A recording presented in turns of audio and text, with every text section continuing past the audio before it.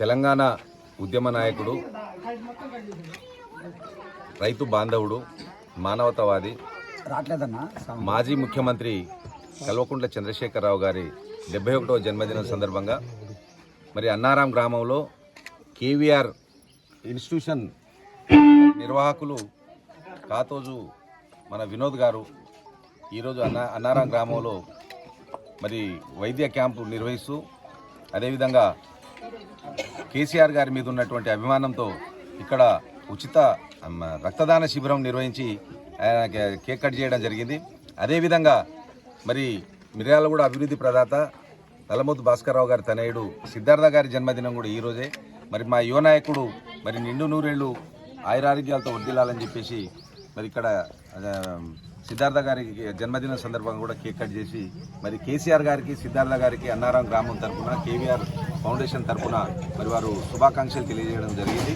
మరి ఈ కార్యక్రమానికి మమ్మల్ని ఆహ్వానించి మరి మమ్మల్ని కూడా ఘనంగా ఆహ్వానించి కార్యక్రమం నిర్వహించడం జరిగింది. చాలా సంతోషకరమైన విషయం.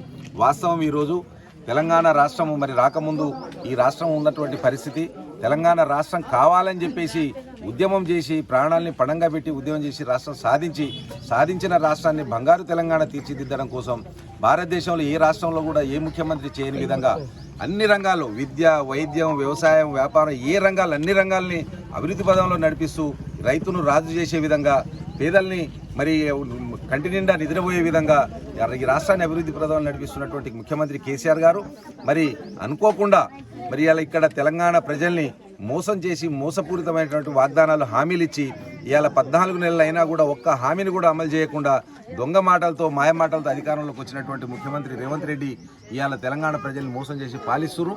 ఇవాళ కేసీఆర్ ఇవాళ ప్రతి పల్లెలో పోయినా ఎక్కడికి పోయినా ఏ ఊరు పోయినా మళ్ళా కేసీఆరే మాకు ముఖ్యమంత్రి కావాలి, కేసీఆరే రావాలి, ఈ రేవంత్ రెడ్డి పాలన పోవాలని చెప్పేసి ప్రతి పల్లెలో కూడా ప్రతి వార్డులో ప్రతి పట్టణంలో కూడా మరి ప్రతి వర్గం విద్యార్థులు, యువకులు, మేధావులు, ముసలోళ్ళు ఎవరిని అడిగినా కూడా ఇలా కేసీఆర్ అని అంటున్నారు.